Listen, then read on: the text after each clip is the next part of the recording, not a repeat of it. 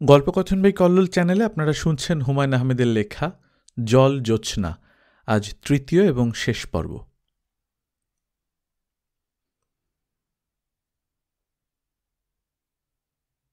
নিতু একটা রেন্ট্রি গাছের নিচে বসে আছে। তাকে খানিকটা ক্লান্ত বলে মনে হচ্ছে। এখান থেকে তাদের মাইক্রোবাস দেখা যায়। মাঝে মাঝে সে তার মায়ের দিকে তাকাচ্ছে। রেবেকা চোখ বন্ধ করে আছেন বলে কিছুই জানতে পারছেন না।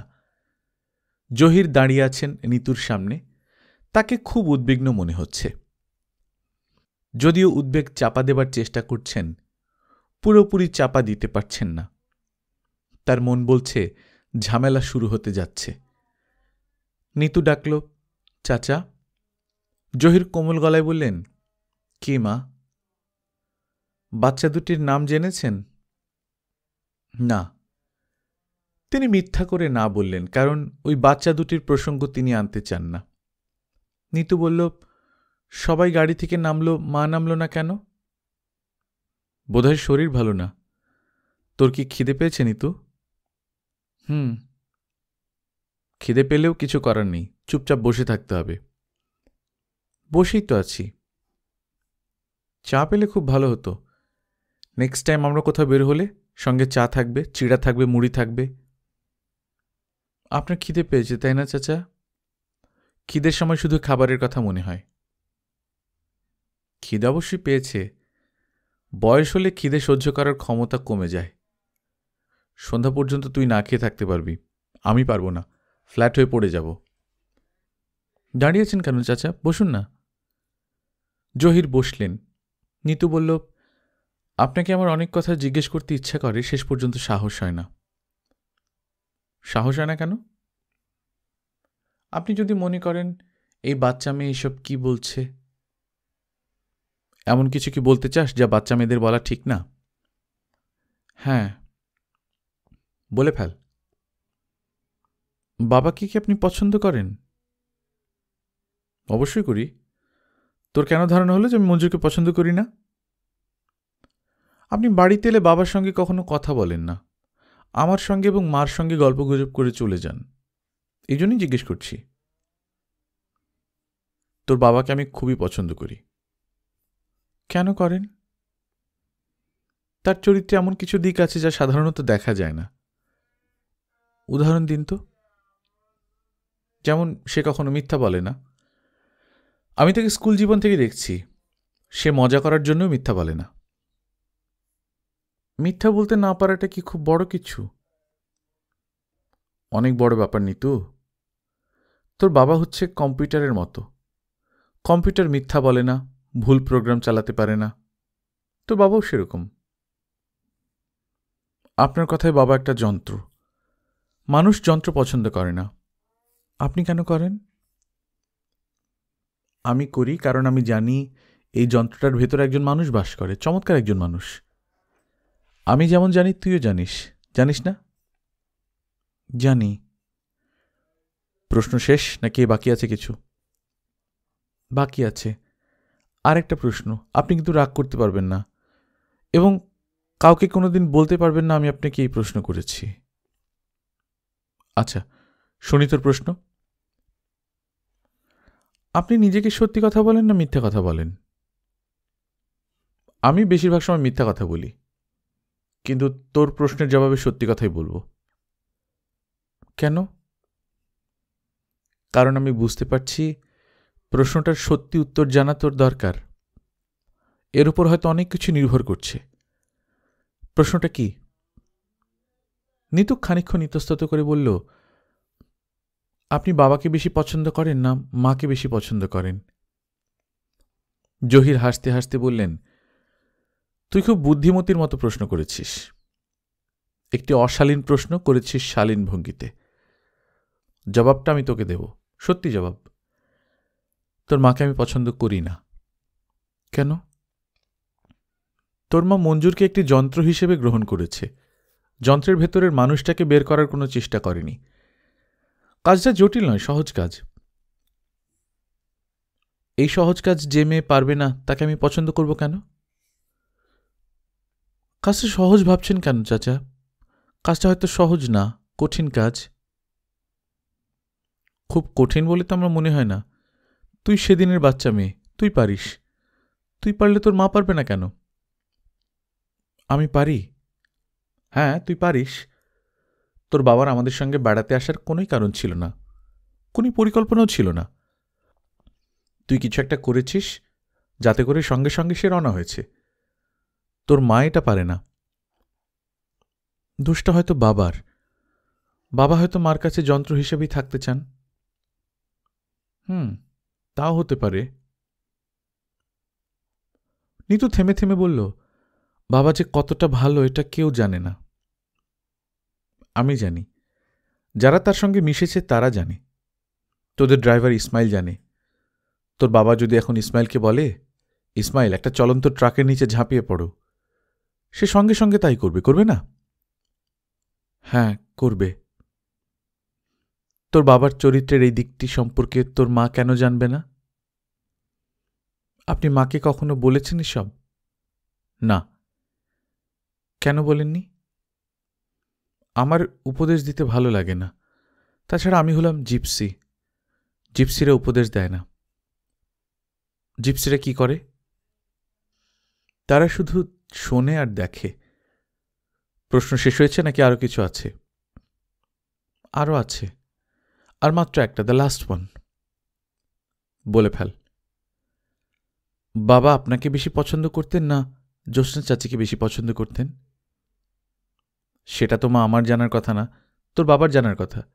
তাকে জিজ্ঞেস কর। বাবাকে জিজ্ঞেস করতে পারবো না। আমার কি মনে হয় জানিস? আমার মনে হয় খটকা যখন লেগেছে তখন জিজ্ঞেস করাই ভালো। তোর বাবা সত্যি জবাব দেবে, সে মিথ্যা বলে না। তাহলে আপনি একটু বাবাকে ডেকে দিন। প্রশ্ন করার জন্য এটা কি খুব ভালো সময় মা? চারদিকে ঝামেলা হচ্ছে। আমার তো মনে হয় চাচা এটাই সবচেয়ে ভালো সময়। দুঃসময়ে আপনা আপনি অনেক সমস্যার সমাধান হয়ে যায়। বাবার সঙ্গে আমার কিছু জটিল কথা ছিল, তা বলে ফেলেছি। আরও কিছু বলবো, যাতে সব ক্রিস্টাল ক্লিয়ার হয়ে যায়। আপনি বাবাকে খুঁজে এনে দিন। আচ্ছা দিচ্ছি, তুই গাড়িতে উঠে বস। অবস্থা আমার কাছে ভালো মনে হচ্ছে না। আমি গাড়িতে বসতে পারবো না, অসহ্য গরম। তাহলে তোর মাকে গিয়ে ডেকে আন। নিতু মাকে ডাকতে গিয়ে দেখল তিনি কাঁদছেন, ফুঁপিয়ে ফুঁপিয়ে কাঁদছেন। মুখে রুমাল চাপা দিয়ে আছেন। মাঝে মাঝে তার শরীর কেঁপে কেঁপে উঠছে। নিতু ডাকল, মা। রেবেকা মুখ তুলে সহজ গলায় বললেন, কি? নিচে এসো মা, গাছের নিচে বসো, ভালো লাগবে, বাতাস আছে। রেবেকা বললেন, না। তিনি আবার রুমালে মুখ ঢাকলেন। তার শরীর ফুলে ফুলে উঠতে লাগল। জহির মঞ্জুরকে খুঁজে বেড়াচ্ছেন, পাচ্ছেন না। পাজেরো জিপটার পাশ দিয়ে যাবার সময় সানগ্লাস পরা যুবক আবার মাথাটা বের করে বলল, স্যার, লেটেস্ট খবর কি? Any development? জহির থমকে দাঁড়ালেন। এই ছেলেটি তাকে নিয়ে এক ধরনের মজা করছে। মজার ধরনটা তিনি জানেন না। তিনি লক্ষ্য করছেন গাড়িতে বসে থাকা তিনজন তরুণীরই মুখে চাপা হাসি। জহির বললেন, আমার কাছে কোনো খবর নেই। সে কি, আপনি নেগোসিয়েশন টেবিলে নেই? জহির জবাব দিলেন না। তরুণী তিনজন আর হাসি চেপে রাখতে পারছে না। পেছনের দুজনের একজন মুখে শাড়ির আঁচল চাপা দিল। তিনি এগিয়ে গেলেন। হাসির শব্দ শুনতে শুনতে তিনি এগুচ্ছেন। তাকে নিয়ে এরা কি রসিকতা করে তার জানতে ইচ্ছা করছে। সানগ্লাস পরা যুবকের নাম মোরশেদ। সে জহিরের নাম দিয়েছে মিস্টার গাধু। গাধার মতো গম্ভীর ভঙ্গিতে হাঁটে বলেই গাধু। মোরশেদ রসিক মানুষ হিসেবে বন্ধুমহলে পরিচিত নয়। আজ এই তিন তরুণীর মধুর সঙ্গে তার রসবোধের দরজা জানলা খুলে গেছে। জহির চোখের আড়াল হতেই মোরশেদ বলল, গাধু বাবাজি কেমন চোখ পিটপিট করছিল দেখেছ? তরুণী একজন বলল, চোখ পিটপিট করছিল? লক্ষ্য করিনি তো। শুধু যে পিটপিট করছিল তা না, লেজও নাড়ছিল। লেজ নাড়ছিল? অদৃশ্য লেজ নিয়ে মাছি তাড়াচ্ছিল বলেই সে হাহা করে হেসে দিল। সবাই হাসিতে যোগ দিল। তিন তরুণীর একজন বলল, মোর্শেদ, তোমার পায়ে পড়ি, আর হাসিও না। পায়ে পড়লে হবে না, আমার লেজে পড়ো, লেজে পড়লে কনসিডার করতে পারি। এরপর সবাই মিলে হা হা হো হো করে হাসা শুরু করল। আমরা বড্ড হাসছি, লোকজন কেমন করে তাকাচ্ছে। তাকাক না, আমরা হাসবো আর লেজ নাড়ব। বুড্ডার বয়স 50-এর কাছাকাছি, মাথা ভর্তি কাঁচা পাকা চুল, রোগা লম্বা মানুষ, ঝকঝকে চোখের তারা, খানিকটা কুঁজো হয়ে হাঁটে। বুড্ডা এখানে উপস্থিত হয়েছে ঘণ্টাখানেক আগে। এই 1 ঘণ্টায় সে খোঁজ খবর করেছে, অবস্থা বিবেচনা করেছে। বড় কোনো কাজ বিবেচনা ছাড়া করা যায় না। এখানকার কাজটা বড়, শুধু বড় না, বেশ বড়। এখান থেকে ফায়দা তুলতে পারলে মোটা ধরনের ফায়দা তোলা যাবে। তবে সমস্যা একটাই, সে একা। তার সঙ্গে দলবল নেই। শুধু ছোটন থাকলেও হতো, ছোটনও নেই। ওসি সাহেবকে সে মিথ্যা বলেনি, আসলেই সে একা। এত বড় ব্যাপার সামাল দেয়া তার একার পক্ষে কষ্ট, তবু চেষ্টা করতে হবে। এমন সুযোগ হাতছাড়া করতে দেয়া যায় না। ইস, শুধু যদি ছোটন থাকত। তবে খবর পাঠানো হয়েছে, সন্ধ্যা নাগাদ ঝামেলাটা ধরে রাখতে পারলে ছোটন এসে পড়বে। আন্দোলন হাতের মুঠোয় নিয়ে নিতে হবে। সেটা খুব জটিল হবে না। ওসি ফরিদুদ্দিন বাগড়া দিতে পারে। এই লোকটিও ধুরন্ধর, সমানে সমান। বুড্ডা সিগারেট ধরিয়ে চিন্তিত মুখে লাশ দুটির পাশে ঝিম ধরে বসে আছে। কিছুক্ষণের মধ্যেই সে একটা নাটক করবে। নাটকের ক্ষেত্র তৈরি করা দরকার। ক্ষেত্র তৈরি হচ্ছে। খাটিয়া চলে এসেছে, লাশ খাটিয়ায় তোলা হবে। মসজিদের ইমাম সাহেবও সঙ্গে আছেন। তিনি পুরোপুরি হকচকিয়ে গেছেন। বিড়বিড় করে কি যেন পড়লেন, কোনো দোয়া হবে। তারপর এগিয়ে এলেন লাশ তোলার জন্য। বুড্ডা বলল, কি করেন? ইমাম সাহেব থমকে গেলেন। বুড্ডা বলল, লাশে হাত দিবেন না। ইমাম সাহেব বললেন, গোর দেয়া হবে না?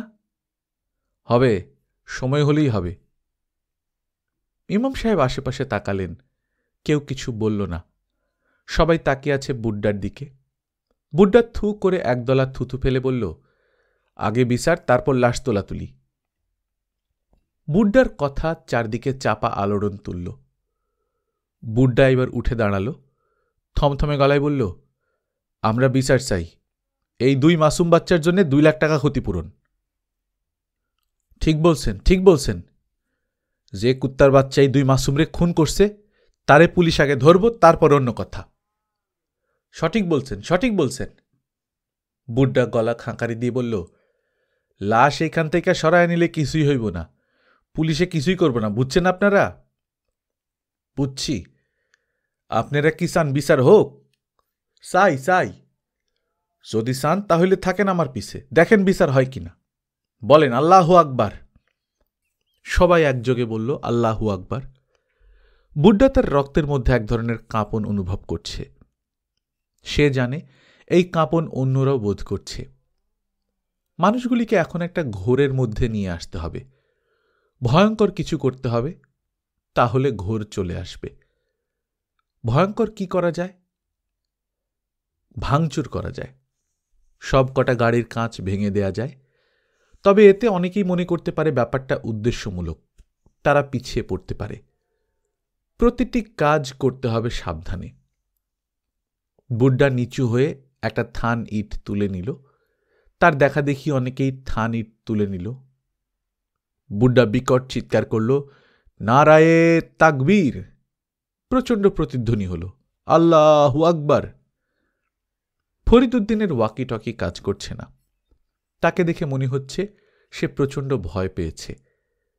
থানায় গিয়ে খবর দেয়া দরকার, পুলিশ ফোর্স লাগবে। মনে হচ্ছে ঢাকা থেকে রিজার্ভ পুলিশ আনতে হবে।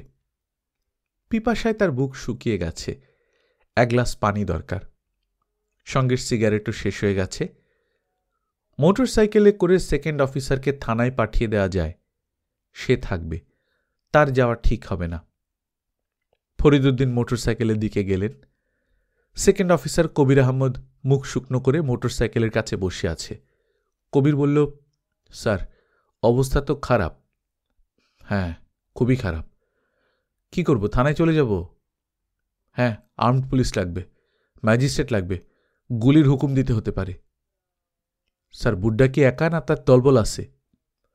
বুঝতে পারছি না, একা বলেই তো মনে হচ্ছে।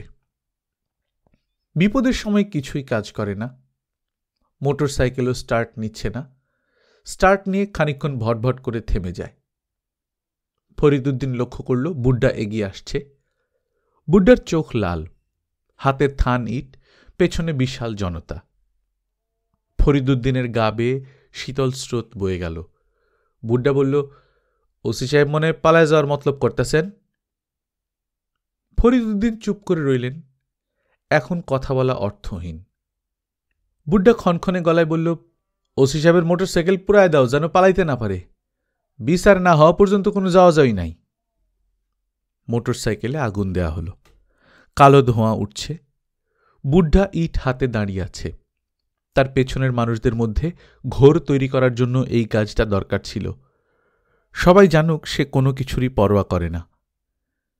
বুড্ডা বলল, আসেন দেখি আপনারা, আসেন আমার সাথে। সবাই ছুটছে বুড্ডার পেছনে। বুড্ডার পরিকল্পনা হল, রাস্তার দুই দিকে আটকে দিতে হবে, গাছ কেটে রাস্তায় ফেলতে হবে, ট্রাক এনে আড়াআড়ি রেখে চাকার হাওয়া ছেড়ে দিতে হবে, রাস্তার মাঝখানে বাস এনে উল্টে ফেলে দিতে হবে। রাস্তা পুরোপুরি বন্ধ করে দিলে চট করে পুলিশ এসে উপস্থিত হবে না, সময় পাওয়া যাবে। ইতিমধ্যে ছোটন এসে পড়বে। ছোটন এসে উপস্থিত হলে আর চিন্তা কিছু থাকবে না, চিন্তার দায় দায়িত্ব ছোটন নিয়ে নেবে। ফরিদুদ্দিন লক্ষ্য করলেন সেকেন্ড অফিসার কবিরের মুখ শুকিয়ে এতটুকু হয়ে গেছে। এটাই স্বাভাবিক, অল্প বয়স, এত বড় ঝামেলায় এর আগে নিশ্চয়ই কোনোদিন পড়েনি। এই ঝামেলা কতদূর গড়াবে কেউ জানে না। মৃত্যু চোখের সামনে দোল খাচ্ছে। বুড্ডা যদি বলে বসে, মার, পুলিশ মার, সঙ্গে সঙ্গে মৃত্যু। বুড্ডা কি এত বড় ভুল করবে? বুড্ডা প্রফেশনাল, প্রফেশনালরা ভুল করে না। ফরিদুদ্দিন চোখের ইশারায় কবিরকে শান্ত থাকতে বললেন। হঠাৎ উঠে যেন দৌড়তে শুরু না করে। শুনুন, আপনি ওসি না? পুলিশের লোক না?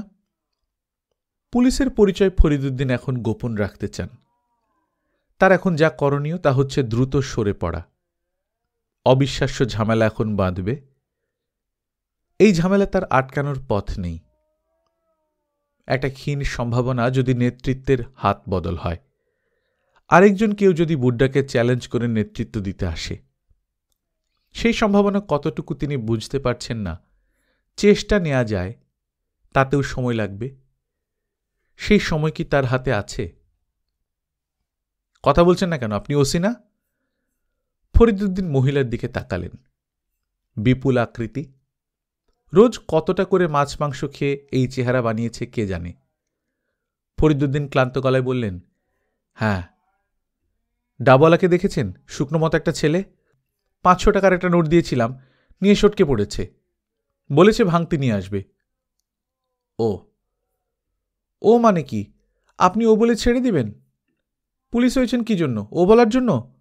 খুঁজে বের করুন হারামজাদাকে। এই লোকালিটিরই কেউ হবে। আমি মিসেস মাহফুজ। আমার হাজব্যান্ড হলেন। হাজব্যান্ড কে তা শোনা গেল না। হইচয়ে চাপা পড়ে গেল। প্রচণ্ড শব্দে বোমা ফাটল। ভদ্রমহিলা বললেন, কিসের শব্দ হলো? টায়ার ব্রাশ করেছে নাকি? বুঝতে পারছি না, বোমাও হতে পারে। আপনি গাছের মতো দাঁড়িয়ে আছেন কেন? আপনাকে কি বললাম? লোকটাকে খুঁজে বের করুন। খালি গা, পরনে সবুজ লুঙ্গি। শুনুন, আমি হচ্ছে মিসেস মেহফুজ, আমার হাজব্যান্ড হলেন। আচ্ছা। ফরিদুদ্দিন এগোচ্ছেন। বোমার শব্দে তিনি নিশ্চিত হয়েছেন বুড্ডার লোকজন চলে এসেছে। তার প্রচণ্ড পানির পিপাসা হচ্ছে। ডাবওয়ালার কথায় পানির পিপাসা আরও বেড়েছে। একটা ডাব খেতে পারলে হতো। মোর্শেদ শীষ দিচ্ছে। তার পাশে বসা তরুণী বলল, এই শব্দ হলো কিসের? বোমা নাকি? হয় বোমা নয় পটকা। দাঁড়াও, মিস্টার গাধু আসুক, তাকে জিজ্ঞেস করব। শোনো, আমার ভয় ভয় লাগছে। মোর্শেদ গুনগুন করে গাইল, নাই নাই ভয়, হবে হবে জয়। পেছনের তরুণীদের একজন বলল, ভুল সুর, ভুল কথা। মোর্শেদ সঙ্গে সঙ্গে কথা উল্টে দিয়ে গাইল, নাই নাই জয়, হবে হবে ভয়। 3 তরুণী আবার হেসে উঠল। এর মধ্যেই দেখা গেল জহির যাচ্ছে। তারা সবাই গাড়ির জানালা দিয়ে মুখ বের করল। মোর্শেদ গম্ভীর মুখে বলল, স্যার কোথায় যাচ্ছেন? আমাকে বলছেন? জি স্যার। জহির কি বলবেন ভেবে পেলেন না। ওরা তাকে নিয়ে এক ধরনের মজা করছে। প্রচণ্ড বিপদেও এরা মজা খুঁজে পাচ্ছে। সেই মজা তিনি যোগান দিচ্ছেন। তার চেহারায়, তার চালচলনে কমিক কিছু আছে, তা তিনি আগে কখনো বুঝতে পারেননি। আশ্চর্য ঘটনা তো বটেই। আমি কোথায় যাচ্ছি জানতে চাচ্ছেন? জি স্যার। কোথাও না, বাচ্চা দুটির ডেড বডির কি অবস্থা দেখতে যাচ্ছি। শব্দ হলো কিসের? জানি না, হয়তো বোমার শব্দ। মোর্শেদ গলার স্বর আরো গম্ভীর করে বলল, স্যার আমার ধারণা বোমা নয়, অন্য কিছু। মনে হয় কেউ একজন পাত দিয়েছে। জহির হতভম্ব হয়ে গেলেন। এই ধরনের কথা কেউ একজন তাকে বলতে পারে, এই ধারণাই তার ছিল না। মেয়ে 3টাও হকচকিয়ে গেছে, তবে তা সাময়িক। তারা হাসতে শুরু করেছে। প্রচণ্ড হাসির শব্দে পাজেরো জিপ পর্যন্ত কাঁপতে শুরু করেছে। জহির এগিয়ে গেলেন। আর এখানে দাঁড়িয়ে থাকার কোনো অর্থ হয় না। ডেড বডি দুটির কাছে এখন কেউ নেই। দুটি মৃতদেহই কাপড় দিয়ে ঢেকে রাখা হয়েছে। অল্প কিছু লাল লাল বড় বড় পিঁপড়ে ঘোরাফেরা করছে। এরা খবর নিতে এসেছে। বিশাল পিপিলিকা বাহিনী অপেক্ষা করছে।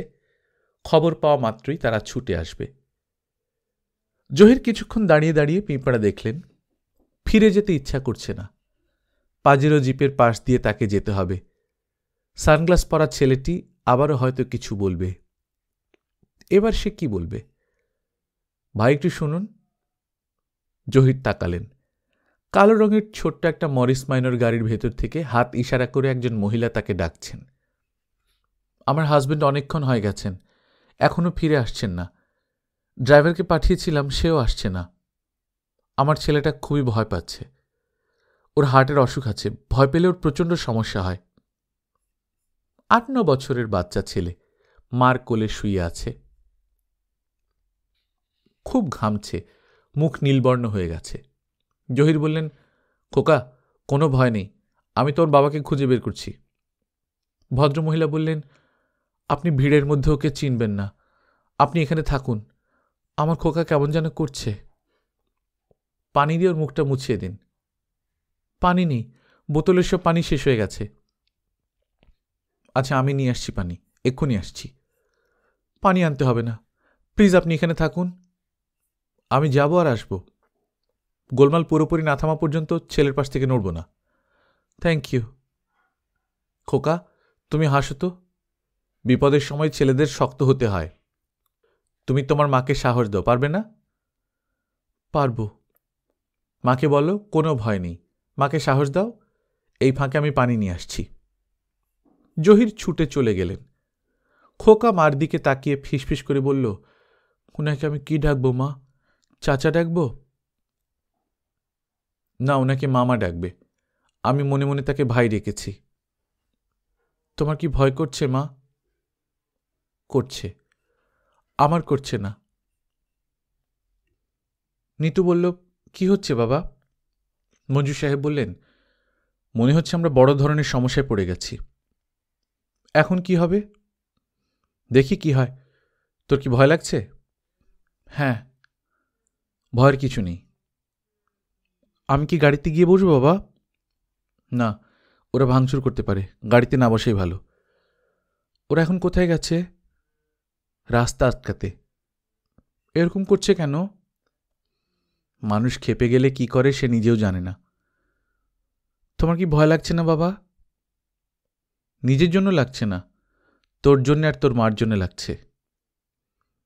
তোমার কি ধারণা ভয়ঙ্কর কিছু ঘটবে? ঘটতেও পারে। একটা লোককে দেখছি সবাইকে খেপিয়ে দিচ্ছে, তার মতলব ভালো না, বদ মতলবে খেপাচ্ছে, কাজে ভয়ঙ্কর কিছু ঘটতে পারে। বাবা তুমি কি আমার উপর রাগ করেছ? মঞ্জুর সাহেব বিস্মিত হয়ে বললেন, রাগ করবো কেন? এই যে আমি তোমাকে জোর করে নিয়ে এসেছি, না আনলে তো তুমি এই সমস্যায় পড়তে না। মঞ্জুর শব্দ করে হাসলেন। মনে হলো এত আনন্দের হাসি তিনি অনেকদিন হাসেননি। নিতু খুবই অবাক হল। এমন পরিস্থিতিতেও কেউ একজন হাসতে পারে সে চিন্তাও করতে পারছে না। মঞ্জুর বললেন, জহির কোথায়? জানি না কোথায়। আমি ওনাকে পাঠিয়েছিলাম তোমাকে খুঁজে আনতে। আমি তোমাকে একটা প্রশ্ন জিজ্ঞেস করতে চাচ্ছিলাম। কি প্রশ্ন? এখন থাক বাবা, এখন আর কোনো প্রশ্ন করতে ইচ্ছে করছে না। এখানে কি হচ্ছে না হচ্ছে তা নিয়ে কোনো মাথা ঘামানোর দরকার নেই, বরং চারদিকে কি হচ্ছে না হচ্ছে ভুলে থাকার চেষ্টা করো। ভুলে থাকতে পারছি না বাবা, খুব ভয় লাগছে। কি করলে তোর ভয় কাটবে? তুমি আমার হাত ধরে থাকো, হাত ধরে থাকলে ভয় কমবে।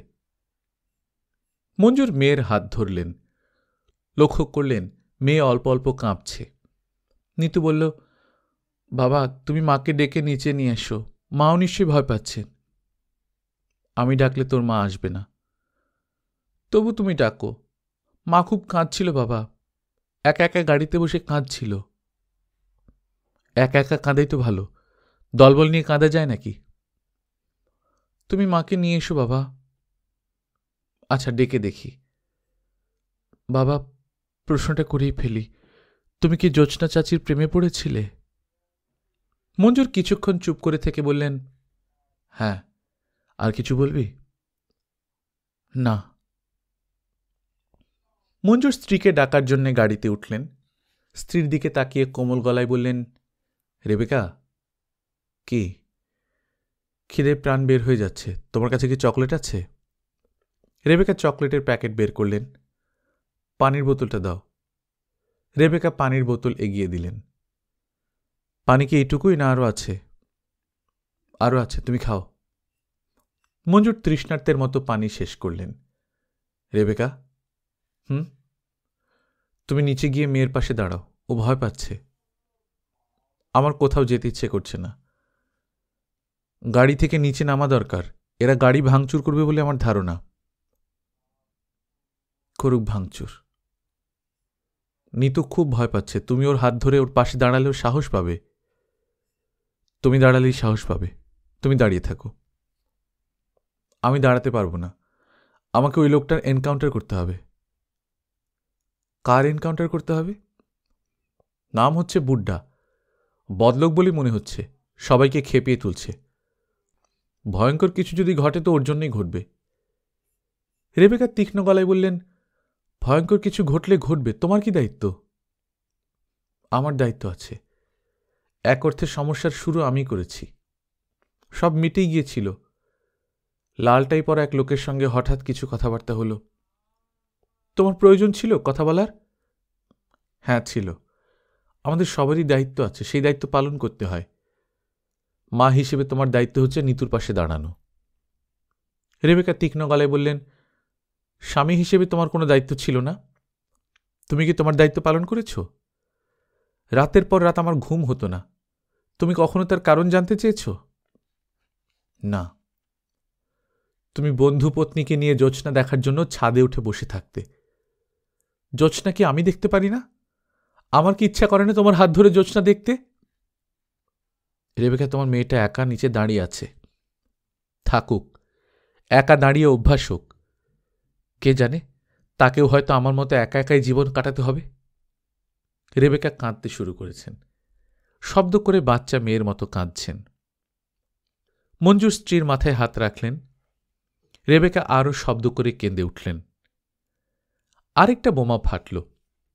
মঞ্জুর তার কালো ব্যাগ খুলতে শুরু করলেন। তিনি এখন তার নীল কোটটা গায়ে দেবেন, কারণ তার মন বলছে সময় বেশি নেই হাতে। জহিরের সিক্স সেন্সের চেয়ে তার নিজের সিক্স সেন্স অনেক প্রবল, এই তথ্য জহির জানে না। রেবেকা কান্না থামিয়ে তীক্ষ্ণ গলায় বললেন, এই গরমে কোট গায়ে দিচ্ছ কেন? এমনি। না এমনি না, তুমি অকারণে কিছু করো না। তোমার কোটের পকেটে কি আছে? একটা রিভলভার আছে। তোমার উদ্দেশ্যটা কি? তুমি কি করতে চাও? ওই লোকটাকে আটকাতে হবে। ও ভয়ঙ্কর কিছু একটা করবে। ওর যা ইচ্ছে করুক। রেবেকা শক্ত করে স্বামীর হাত চেপে ধরলেন, এমন কঠিনভাবে ধরলেন যে মঞ্জুরের হাত ব্যথা করতে লাগল। বুড্ডা ফিরে আসছে, তার পেছনে বিশাল জনতা, সবাই দৌড়চ্ছে। তারা রাস্তার এক মাথা থেকে অন্য মাথায় দৌড়াচ্ছে। তারা রাস্তার এক মাথায় দৌড়াচ্ছে, এখন যাচ্ছে অন্য মাথায়। মঞ্জুর স্ত্রীর হাত ধরে নিচে নেমে এলেন। নিতু থরথর করে কাঁপছে। মঞ্জুর মেয়ের দিকে তাকিয়ে বললেন, এত ভয় করলে তো পৃথিবীতে টিকতে পারবি না রে মা। আমার দিকে তাকিয়ে দেখ, আমি কি ভয় পাচ্ছি? না। তাহলে তুই পাচ্ছিস কেন? বুঝতে পারছি না বাবা, আমার মনে হচ্ছে আমি অজ্ঞান হয়ে যাব। রেবেকা, তুমি তোমার মেয়েকে শক্ত করে ধরে থাকো। নিতু বলল, জহির চাচা কোথায় বাবা? আছে কোথাও, সে যথাসময়ে উপস্থিত হবে। জহির ছেলেটির মুখে পানি ছিটিয়ে দিচ্ছে, কাছেই বিকট শব্দ হল। জহির বললেন, খোকা ভয় নেই, এই দেখো আমি তোমার হাত ধরে আছি। আব্বু কোথায়? আব্বু আসবে, এক্ষুনি আসবে। তোমার কি ভয় লাগছে? না। এই তো সাহসী ছেলের মতো কথা। বুড্ডার ভাগ্য অসম্ভব ভালো। ছোটন চলে এসেছে, একা আসেনি, সঙ্গে আরও দুজনকে এনেছে। চিন্তাভাবনার দায় দায়িত্ব এখন ছোটনের। বুড্ডার আর কোনো দায়িত্ব নেই। ছোটন এসেই হাল ধরেছে, ঠিক করেছে আটকে পড়া গাড়ি থেকে বেছে বেছে কয়েকজনকে ধরে দূরে কোথাও নিয়ে যাওয়া হবে, হোস্টেজ। দাবি আদায় না হওয়া পর্যন্ত এদের ছাড়া হবে না। বেছে বেছে গাড়ির কিছু ড্রাইভার সরাতে হবে। মেয়ে ছেলেদের গায়ে হাত দেওয়া যাবে না। মেয়ে ছেলের গায়ে হাত দিলে পাবলিক উল্টা খেপে যাবে। ছোটনের আবার এই দোষ আছে, মেয়ে ছেলের বুকে হাত দেয়। ছোটনকে সাবধান করে দিতে হবে। ভালো বুদ্ধি, এর চেয়ে ভালো বুদ্ধি আর কিছু হয় না। ছোটন গাড়ি নিয়ে এসেছে, গাড়িতে করে এদের সরিয়ে ফেলা হবে। মালদার সব পার্টি, এমন পার্টি যেন হেসে খেলে 1 লাখ টাকা দিয়ে দিতে পারে।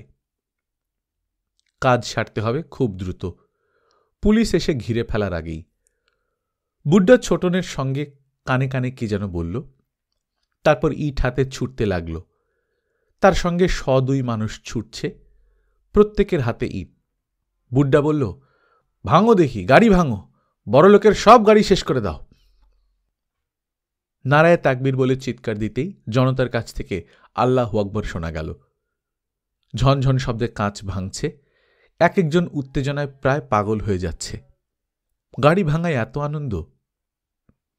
জহির বললেন, আসুন আমরা গাড়ি থেকে নেমে যাই, ওরা গাড়ি ভাঙছে, খোকাকে আমার কোলে দিন। ভদ্রমহিলা কাঁদো কাঁদো গলায় বললেন, দেখুন আমার খোকা যেন কেমন করছে। আপনি কোনো ভয় পাবেন না, সব ঠিক হয়ে যাবে। বাবা তুমি শক্ত করে আমাকে ধরে রাখো। খোকা শক্ত করে জহিরের গলা জড়িয়ে ধরল। তোমার নাম কি খোকা? আবির। বাহ, কি সুন্দর নাম, আবির। তা আবির, তোমার কি ভয় করছে? না। এই তো সাহসী ছেলে। জহিরের বয়স হয়েছে, আবিরকে কোলে নিয়ে হাঁটতে তার কষ্ট হচ্ছে। হোক কষ্ট, এই ছেলেটিকে ভালো করে তুলতে হবে। নিতুদের কথা এই মুহূর্তে না ভাবলেও হবে। নিতুর পাশে তার বাবা আছে, ইস্পাতের মতো মানুষ। নিতুর এখন তাকে দরকার নেই। আবির, তুমি কোন ক্লাসে পড়ো? ক্লাস 2। কাছে আরেকটা বোমা ফাটল। আবির শক্ত করে জহিরের গলা জড়িয়ে ধরল। ভয় লাগছে আবির? লাগছে। বোমার একটা টুকরা কি তার গায়ে লেগেছে? তিনি হাঁটতে পারছেন না। ছেলেটা কেমন যেন নেতিয়ে পড়ছে, মুখ দিয়ে ফেনা ভাঙছে। নিতু বলল, ভয় লাগছে বাবা, আমার ভয় লাগছে। মঞ্জুর মেয়ের দিকে তাকিয়ে হাসলেন। সেই হাসিতে নিতু কোনো ভরসা পেল না। তার ভয় আরও বেড়ে গেল, কারণ তার কাছে মনে হচ্ছে বাবা অন্যরকম করে হাসছে। বাবা এরকম করে কখনো হাসে না। ইসমাইল বলল, স্যার আমি কি দেখব এই গ্রামের কোনো ঘরবাড়িতে আম্মা রাফারে রাখন যায় কিনা? মঞ্জুর বললেন, দেখো। ইসমাইল দৌড়ে গেল, সঙ্গে সঙ্গে ফিরে এলো। স্যারকে একা রেখে সে যেতে পারছে না। রেবেকা বললেন, আমরা তোমাকে ছেড়ে কোথাও যাব না, যা হবার এখানেই হবে। মঞ্জুর বললেন, রেবেকা শোনো, আমার ব্যাপারে তোমার মনে কিছু প্রশ্ন আছে, প্রশ্নগুলি দূর করা দরকার। রেবেকা বললেন, এখন কোনো কিছু দূর করতে হবে না, পরে বললেও হবে। পরে বলার সুযোগ নাও পেতে পারি, তাছাড়া এখন একটা অদ্ভুত সময়, এই সময়ের একটা বিশেষ আবেদন আছে। শোনো রেবেকা, জহিরের স্ত্রী এবং আমাকে নিয়ে তোমার মনে নানান সংশয় আছে। তুমি চুপ করো, আমি শুনতে চাচ্ছি না। নিতু বলল, মার শোনা দরকার বাবা, তুমি বলো। মঞ্জু সাহেব স্পষ্ট উচ্চারণে বললেন, পৃথিবীতে খুব অল্প সংখ্যক মানুষ জন্মায় যাদের কাছাকাছি গেলে মনে পবিত্র ভাব হয়। মীরা ছিল তেমন একজন মেয়ে। যারা তার কাছাকাছি গিয়েছে তাদেরই সে বদলে দিয়েছে। জহিরকে দেখো, স্ত্রীর মৃত্যুর পর দ্বিতীয় কোনো মেয়ের দিকে ফিরে তাকায়নি। মীরা পৃথিবীতে এসেছিল অল্প আয়ু নিয়ে, অল্প আয়ুর প্রতিটি মুহূর্তই সে কাজে লাগিয়েছে। আমি তার কাছে ছুটে ছুটে যেতাম, কারণ আমার কোথাও যাবার জায়গা ছিল না। চাকরি নেই, সহায় নেই, বাবা মা নেই, ভয়াবহ দুঃসময়। আমি এমন হতাশ হয়ে পড়েছিলাম যে একবার ঠিক করলাম কোন একটা চলন্ত ট্রাকের নিচে ঝাঁপিয়ে পড়ব। মীরা আমাকে এই অবস্থা থেকে উদ্ধার করে। আরও শুনতে চাও? রেবেকা বললেন, না, আর শুনতে চাচ্ছি না। আমি তার প্রেমে পড়েছিলাম কিনা জানি না, হয়তো পড়েছিলাম। সেটা ভয়ঙ্কর কোনো অপরাধ না। বলছি তো, আমি আর কিচ্ছু শুনতে চাচ্ছি না, তুমি আমার পাশে থাকো, খবরদার নড়বে না। মঞ্জুর হাসতে হাসতে বললেন, তুমি এত শক্ত করে হাত ধরে আছো কেন? রক্ত চলাচল বন্ধ হয়ে যাবে। হোক বন্ধ, আমি ছাড়ব না। ছাড়লে তুমি কোনো ঝামেলার মধ্যে জড়িয়ে পড়বে। ঝামেলা থেকে দূরে থাকা ঝামেলা এড়ানোর কোনো পথ না। তোমার বক্তৃতা দিতে হবে না, তুমি দাঁড়িয়ে থাকো। ছোটন পাজেরো জিপ থেকে কালো চশমা পরা যুবকটিকে টেনে নামাচ্ছে। তার মুখ রক্তাক্ত, কাঁচ ভাঙার সময় কাচের টুকরো এসে লেগেছে তার মুখে, গল গল করে রক্ত বেরোচ্ছে। গাড়িতে বসে থাকা মেয়ে তিনটি মূর্তির মতো বসে আছে, কোনো শব্দ করছে না। ছোটন বলল, মাগি লইয়া ফুর্তি করতে পারিস হারামজাদা। ছোটন একটা মেয়ের ব্লাউজ খামচে ধরল। বুড্ডা তাকে বারবার সাবধান করে দিয়েছে, কিন্তু কিছু মনে থাকে না। সুন্দর সুন্দর মেয়ে হাত নিষ্পিস করে। এই যে ছোটন মেয়েটার বুক কোচলে দিল, মেয়েটা কিছুই বলল না, অবাক চোখে তাকিয়ে আছে। গণ্ডগোলের এটাই মজা। অন্য সময় এই কাজের জন্য তাকে লোকজন পিটিয়েই মেরে ফেলত। ছোটন আরেকবার মেয়েটির দিকে হাত বাড়াল। এখন এদিকে কেউ তাকাচ্ছে না, সবাই তাকিয়ে আছে কালো চশমাওয়ালার দিকে। তাকে মারা হচ্ছে, সবারই অংশগ্রহণের সুযোগ আছে। এই ফাঁকে ছোটন তিনটি মেয়ের বুকি ছুঁয়ে দেখতে পারে।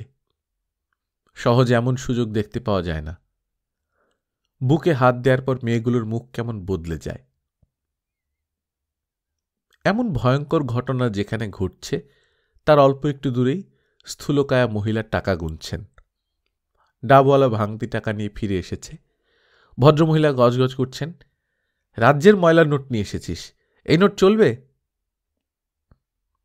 বুড্ডা এগুচ্ছে মঞ্জুর সাহেবের মাইক্রোবাসের দিকে। ইসমাইল দুই হাত উঁচু করে ওদের আটকাল। সে বলল, মানুষ দোষ করে, গাড়ি দোষ করে না, গাড়িতে হাত দিয়েন না, খবরদার কইলাম, খবরদার। বুড্ডা লাথি দিয়ে ইসমাইলকে ফেলে দিল। ইসমাইলের গলা থেকে জান্তব শব্দ বের হয়ে এলো। বুড্ডা ইট দিয়ে তার মাথা গুঁড়িয়ে দিয়েছে। মঞ্জুর সাহেব দূর থেকে দৃশ্যটা দেখলেন। তার চোখ মুখ শক্ত হয়ে গেল। তিনি বললেন, রেবেকা, আমার হাত ছাড়ো, আমাকে যেতে হবে। রেবেকা বললেন, না। নিতু বলল, মা, বাবাকে ছেড়ে দাও, বাবা যাক। মঞ্জুর সাহেব এগোচ্ছেন। নিতু তার মাকে জড়িয়ে ধরে আছে। নিতু বলল, আমি যে আমার বাবাকে কত ভালোবাসি তাকে তুমি জানো মা? রেবেকা বললেন, জানি। রেবেকার চোখ ঝাপসা। তিনি সেই ঝাপসা দৃষ্টিতে দেখছেন যন্ত্রের মতো একজন মানুষ এগিয়ে যাচ্ছে, কিন্তু সে যন্ত্র নয়, অসম্ভব সুন্দর একজন মানুষ যে লুকিয়ে থাকে যন্ত্রের আড়ালে হঠাৎ হঠাৎ বের হয়ে আসে। মঞ্জুর সাহেব বুড্ডার সামনে এসে দাঁড়ালেন, যন্ত্রের মতো গলায় বললেন, স্টপ। তিনি কোটের ভেতরের পকেটে হাত দিলেন, আর ঠিক তখন তার মনে পড়ল অনেক দিন আগে তেঁতুলিয়ায় কোন দৃশ্যটি দেখেছিলেন। জ্যোৎস্না রাতে তারা বসেছিলেন খোলা প্রান্তরে, আর তাদের মাথার উপর দিয়ে একসঙ্গে উড়ে গিয়েছিল শত শত শীতের পাখি। তারা খানিকক্ষণের জন্য চাঁদের আলো ঢেকে ফেলেছিল। আহা, কি অপূর্ব দৃশ্য! এই দৃশ্য এতদিন কি করে ভুলেছিলেন? তিনি মনে মনে বললেন, যদি বেঁচে থাকি তাহলে রেবেকাকে ওই দৃশ্য দেখাতে নিয়ে যাব, অবশ্যই নিয়ে যাব। মঞ্জুর সাহেব রিভলভার বের করলেন, বুড্ডাকে লক্ষ্য করে পরপর 2টি গুলি করলেন। ছোটন তার দিকে দৌড়ে আসছে। তিনি রিভলভারের ট্রিগার চেপে ছোটনের জন্য অপেক্ষা করছেন। গল্পকথন বাই কল্লোল চ্যানেলে আপনারা শুনছিলেন হুমায়ুন আহমেদের লেখা জল জ্যোৎস্না। আজ 3য় পর্বের মাধ্যমে শেষ হয়ে গেল। আমরা নিয়মিত গল্প পাঠ করে শোনাচ্ছি। আপনারা যারা প্রথমবার মতো শুনছেন কাইন্ডলি সাবস্ক্রাইব করে নেবেন। গল্প পাঠ ভালো লাগলে বন্ধুদের সঙ্গে শেয়ার করবেন। নিজে ভালো থাকবেন, আশেপাশের লোকজনকে ভালো রাখবেন। টাটা।